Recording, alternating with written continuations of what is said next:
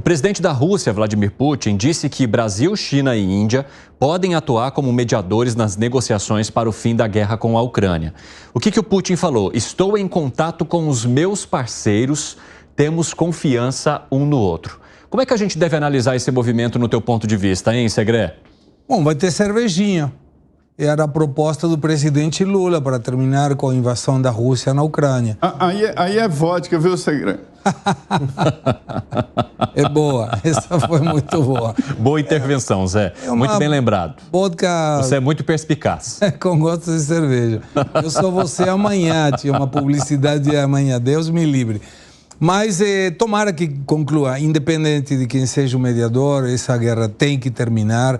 Rússia tem que abandonar essas pretensões no território ucraniano. Isso já está demorando muito, tem muitas vidas perdidas. E quem sabe agora, com a boa vontade do Putin, chegue-se ao fim. Mas eu espero que a mediação do Brasil, vou ser irônico, seja um pouco melhor que a mediação na Venezuela com Maduro. Ô Zé, você acha que Brasil, China e Índia podem ajudar a chegar ou botar um ponto final nesses ataques à Ucrânia? Pois é, olha, quando o Putin esteve aqui no Brasil, aí ele se reuniu algumas vezes com a então presidente Dilma e tal, com os governistas, e eu fiquei muito curioso. Aí lá no Palácio da Alvorada, estava conversando com a presidente Dilma, eu perguntei como é que é o Putin ali na vida real, ali próximo. Ele trouxe a própria vodka, não teve negócio de comprar essas vodkas esquisitas daqui, não. Trouxe a própria vodka e tal, e lá no jantar no Itamaraty, veio um assessor, se viu a vodka dele e tal. Dizem que ele tem um cuidado especial, que o pessoal lá tem uma mania de envenenar os outros, essas coisas, né? Aí a Dilma me falou assim, mas ela é meio esquisitão, mas de perto ninguém é normal. Eu já sabia de algumas manias dele. Isso foi quando o Putin veio ao Brasil. Olha, o Putin está entendendo que está sendo reacomodado aqui o processo geográfico-político do mundo, né? Os Estados Unidos já não estão mais com aquela hegemonia, tem ainda uma força muito grande, o poder econômico grande, o poder bélico muito maior, ainda é a polícia do mundo, mas já está diminuindo. E ali ele não pode se isolar. Aí ele está indo em busca exatamente das parcerias dos BRICS. China está nos BRICS, né?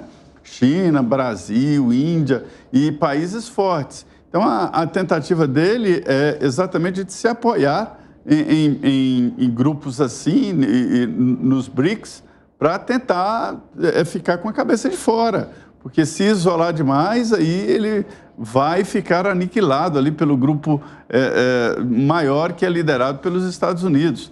Eu acho que ele está correto. Depois ali desse grupo que está contra ele, só restou mesmo para os BRICS.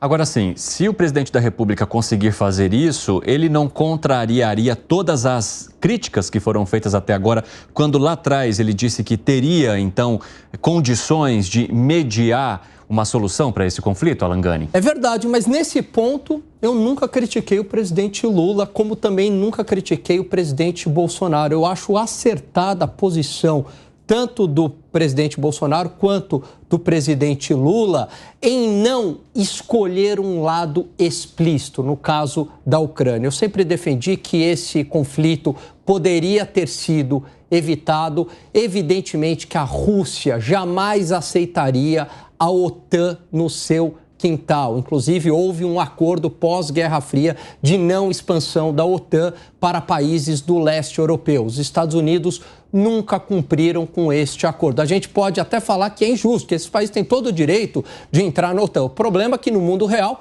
a geopolítica se impõe. A Rússia jamais iria aceitar. Portanto, é a melhor forma de eu lidar com a Rússia. Outro ponto, os acordos de Minsk também nunca foram cumpridos, ou seja, autonomia na região do Donbass. Isso nunca foi cumprido. Obrigava-se, aliás, proibia-se de se falar russo, né? Você tem laços culturais ali, então a população dali, que tem uma forte identificação com a Rússia, não podia nem falar russo, sofria perseguição política. É claro que o Putin também não é santo, mas o que eu estou falando é que o Zelensky também não é santo. É uma situação absolutamente complexa. E aí sim, esses países que mantiveram alguma neutralidade em relação a essa questão podem sim ser um mediador. Agora, o Putin não vai ceder facilmente, né? Quer dizer, ele tem um preço e esse preço se tornou muito elevado agora, Evandro. Ele vai querer uma garantia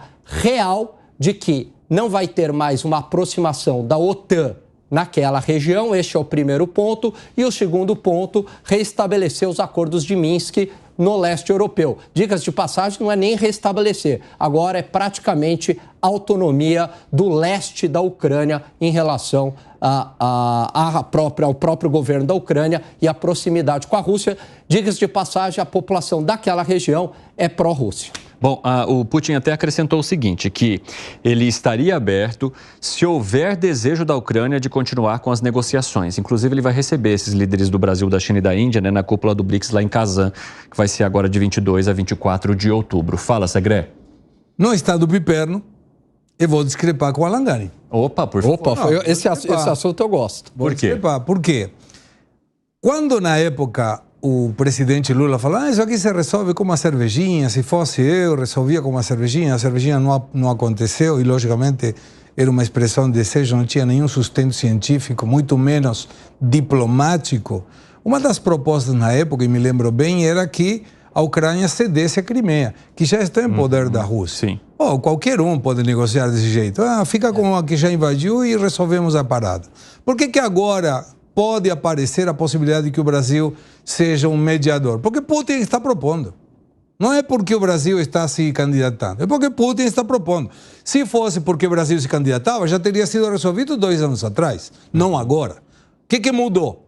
Putin agora abriu a porta, dizendo, tudo bem, então, se a Ucrânia quer, eu desconheço o motivo, mas com certeza não é por um mérito diplomático do Brasil.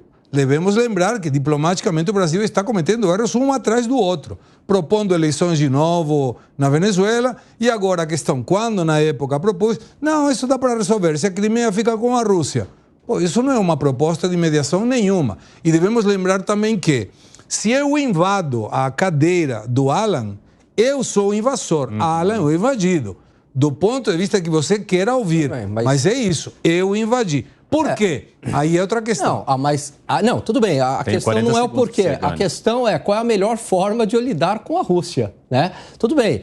Então eu sei que se eu colocar a OTAN na fronteira, a Rússia avisou, eu vou invadir. Então foi a melhor forma de lidar com a Rússia? Quer dizer, a gente estica a corda, compra uma briga e olha toda a consequência, né? Da mesma forma que os Estados Unidos jamais aceitariam uma aproximação da China ou da Rússia com o México ou com o Canadá. Esse é o mundo real. Então, é uma situação absolutamente complexa e vai além do certo ou do errado.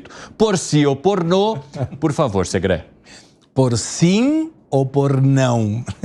A pergunta é, Alan, se tivesse Trump de presidente, a Rússia teria invadido? Não teria invadido, mas não pela força. A Rússia não teria invadido pela negociação. Trump, como um excelente negociador, sabe que ali não é o quintal dele, não valeria a pena comprar essa briga com todos os riscos envolvidos. Respondeu, Segré? Perfeitamente. Alan Gani é um gentleman. Olha só, se fosse o Piperno que tivesse respondido, ele já ia dar uma engastalhada depois.